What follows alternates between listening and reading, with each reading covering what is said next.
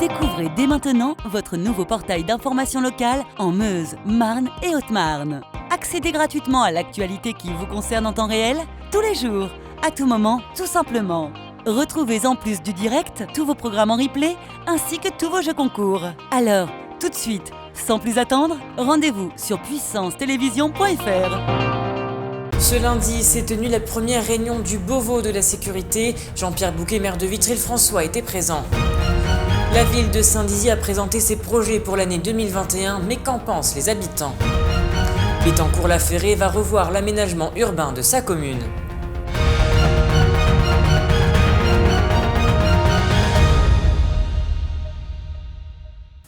Bonsoir à tous, bienvenue dans votre journal week-end du samedi 6 février et commençons cette édition avec le Beauvau de la sécurité qui a commencé lundi. Le maire de Vitry-le-François, Jean-Pierre Bouquet, a été désigné par l'Association des maires de France en compagnie de 2 autres membres pour y assister afin de donner son avis et ses idées. Ce Beauvau de la sécurité a pour ambition d'améliorer les conditions d'exercice des forces de l'ordre et de renforcer leurs liens avec les citoyens. On écoute le maire de la Cité Rose au micro d'Alison Godefroy. Qui est donc une séance de travail qui va s'écouler sur 5 mois avec des thématiques qui vont être traitées. Et alors pourquoi j'ai été choisi, il faudrait demander à M. Barouin, mais, qui est le président de l'AMF, mais c'est certainement parce que j'ai une certaine pratique et une antériorité et une réflexion sur les problématiques sécuritaires. Je me suis dit, c'est intéressant parce que c'est intellectuellement motivant. C'est des vraies questions. Parce qu'on a souvent une vision déformée du travail de la police. Il y a tout le travail invisible qu'on ne voit pas, mais qui est le plus important. Et on ne voit que lorsqu'il y a une manifestation, l'intervention des forces de l'ordre, alors c'est déformé. Vous voyez, c'est un sujet. Mais c'est une vision qui ne donne pas une idée juste de ce qu'est le travail de la police. Parce que la police, c'est la police des citoyens. Le maire a des relations avec le commandant d'unité. Chacun est dans son rôle. Évidemment, sur les difficultés qu'ils peuvent rencontrer, on peut en discuter. De toute façon, moi, j'ai toujours eu une réflexion sur les questions, sur ces questions. Et donc, parce qu'il y a un sujet derrière tout ça. C'est pourquoi les citoyens écoutent. Pourquoi les citoyens consentent à une discipline collective dans la République. C'est un sujet en soi. Et aujourd'hui, les conditions dans lesquelles on accepte les lois, elles ont évolué, parce que la population a évolué. Et donc c'est tout ce travail qu'il faut faire pour adapter la réponse. Et ça, effectivement, on en parle avec le commandant de gendarmerie. La semaine dernière, Quentin Brière, maire de Saint-Dizier, a présenté les projets que la municipalité va mener durant cette nouvelle année 2021. Différents quartiers et lieux emblématiques sont concernés, les Berges de Marne, le Verbois, le Cœur de Ville ou encore le Clos Mortier. Mais qu'en pensent les bragards de ces futurs changements ? Un reportage réalisé par Alison Godefroy. 2021 rime avec convivialité, collaboration et renouveau pour Saint-Dizier. En effet, maintenir le cap fixé, c'est l'objectif du maire de la ville, Quentin Brière. Quand je dis qu'on maintient le cap, ça veut dire que dès 2021, on va faire ce qu'on avait prévu de faire. Il y a plusieurs choses. 1, au Verbois, démolition du centre commercial du Verbois, et surtout construction ensemble, dans une vraie démarche participative, avec les assos, les habitants, les partenaires, tous ceux qui aiment ce quartier et qui le font vivre. On va réfléchir aux projets qui pourraient remplacer ce centre commercial. Ça ne pourra pas être un centre commercial comme avant, mais un vrai lieu de vie, un lieu de commerce de proximité pour les habitants, les 7000 habitants aujourd'hui du centre-ville. Évoqué lors d'une conférence de presse, dans un avenir proche, il est question de détruire le centre commercial du Verbois, cela dans le cadre d'un projet de réhabilitation. Au-delà de la destruction et afin de faire vivre le quartier, il paraît important de construire avec les bragards ce nouveau centre, en quelque sorte le cœur même des Verboisiens. Autrefois appelé Saint-Dizier-le-Neuf, le Verbois a été construit entre 1950 et 1970. Inspiré de grandes tours à l'architecture rectiligne et moderne, pour l'époque, le quartier logeait environ 7000 personnes. Aujourd'hui, le centre est devenu vétuste, celui-ci a vu partir ses commerçants mais aussi ses habitants. La nostalgie s'y est même installée. C'est dommage l'état dans lequel il est. Moi, quand j'étais gamin, on courait là et on avait du mal à courir parce que c'était bourré de monde, il y avait des étalages dans tous les sens. Puis là, on peut faire une course limite parce que on peut taper des pointes jusqu'à l'autre bout. C'est vide, c'est triste. Autrefois point de rendez-vous incontournable, le centre connaît aujourd'hui une fermeture successive des commerces, laissant le spectre d'un ancien centre dynamique. Mais ce n'est pas le cas pour la boucherie Magdad, implantée depuis 16 ans. Le centre, c'était quand même quelque chose qui est connu dans toute la région, hein, même au-delà de ça, dans la Marne, la Meuse, tout ça, le centre commercial du Verbois, c'était quand même réputé à l'époque. Moi, c'est ici que j'ai débuté la boucherie, c'est ici que j'ai commencé en 2006. Donc voilà, de le voir se dégrader comme ça, c'est assez triste quand même, hein. Et c'est une page qui va se tourner, un sentiment de tristesse, une démolition jugée inévitable, avec un avenir incertain. Au niveau de la ville, ils ne nous disent pas grand-chose, ils ne savent pas trop ce qu'ils veulent refaire ici au centre.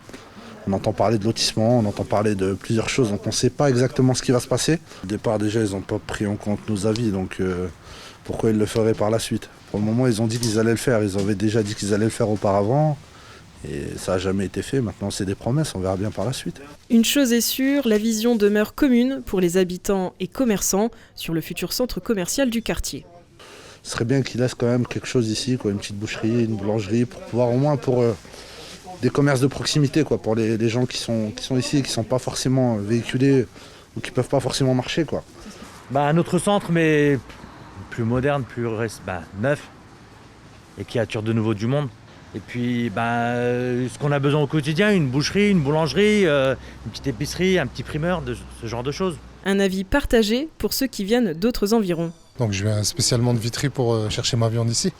Donc après, que ce soit une rénovation, que ce soit un plus pour eux, du fait que c'est un peu vétuste, moi personnellement, du fait que je ne suis pas du quartier, voilà. Après, si c'est un plus pour eux, tant mieux. Malgré l'envie d'avoir un tout nouveau centre commercial, cette situation reste pour le moment compliquée. La boucherie va devoir faire ses cartons pour aller rue Alsace-Lorraine, mais elle espère revenir pour conserver la proximité et l'identité de ce centre. Et on poursuit cette édition avec le chiffre du jour qui est de 82. Ce chiffre correspond au nombre de cas du variant de la Covid-19 selon l'ARS, localisé dans la région Grand Est. La répartition géographique est la suivante: 30 cas en Moselle, 19 cas dans le Bas-Rhin, 14 dans l'Aube, 21 dans la Marne, ainsi que 3 dans les Ardennes et dans le Haut-Rhin, et 1 en Meurthe-et-Moselle. Pour l'heure, la Haute-Marne et la Meuse y échappent. Et je vous le disais en titre, la commune de Bettencourt-la-Ferrée, à côté de Saint-Dizier, va repenser son aménagement urbain. En effet, dans le cadre d'un concours de la LPO, Ligue pour la protection des oiseaux, la mairie souhaite que sa commune s'engage pour la biodiversité et donc favoriser le développement durable. Un reportage de Théo Raguin. En ce début de nouvelle décennie, la commune de Bettencourt-la-Ferrée a pour objectif de se mettre au vert. La municipalité a pour souhait d'être en avant sur la transition écologique et de montrer l'exemple aux autres communes. Pour l'instant, sur le secteur de Saint-Dizier, il n'y a pas eu de diagnostic de fait, donc on aimerait bien être les premiers et puis être un petit peu un exemple pour les communes aux alentours. La biodiversité, donc c'est un thème qui va être sûrement très important dans le cadre du plan local d'urbanisme, le PLUI intercommunal. Donc c'est un thème important. Comment les constructions nouvelles vont pouvoir s'intégrer dans notre milieu naturel. Pour cela, le conseil communal a donc fait appel à la Ligue de protection des oiseaux Champagne-Ardenne pour développer un projet de trame verte et bleue qui se traduit dans un premier temps par un inventaire des espèces vivantes sur la commune. Et donc la LPO propose des programmes d'inventaire, inventaire naturaliste, donc fait par des professionnels, mais également en y impliquant le public, puisque n'importe qui en fait peut reconnaître des espèces faciles d'identification et donc peut participer à la connaissance. L'intérêt, c'est vraiment de faire un état initial aujourd'hui en 2021, qu'est-ce qu'il y a comme faune et flore sur la commune.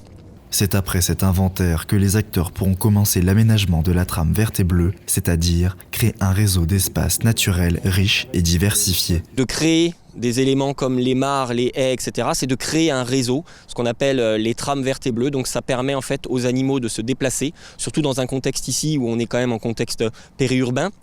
Même si la nature est à proximité de la ville. Voilà, l'intérêt, c'est vraiment de créer des routes de déplacement pour la faune et la flore pour que les échanges entre populations puissent se faire.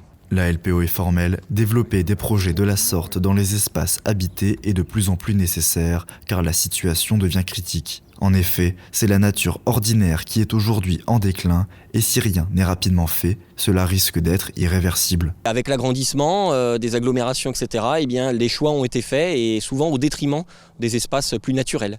Et donc aujourd'hui, on se rend compte qu'on est peut-être allé un petit peu loin dans cette politique et qu'il faut donc trouver un juste équilibre. Ce n'est pas bien sûr bloquer le développement économique, mais en tout cas en prenant en compte les éléments naturels, la biodiversité. Et aujourd'hui, il faut la recréer puisqu'on a supprimé beaucoup de haies, beaucoup d'arbres isolés. L'agriculture s'était un peu intensifiée. Et donc là, on voit que l'intérêt, c'est de revenir un petit peu en arrière parce qu'on est allé un peu loin. Même si elle n'est pas forcément visible à notre échelle, l'urgence climatique est bien présente dans le Grand Est. Il est donc encore temps d'agir si l'on veut préserver la biodiversité locale. Et c'est la fin de cette édition. Merci à tous de l'avoir suivi. Dans un instant, la météo de demain. Je vous souhaite un très bon week-end. Toute l'actualité qui vous concerne, à voir et ou à revoir, dès maintenant sur puissancetélévision.fr et sur notre application mobile.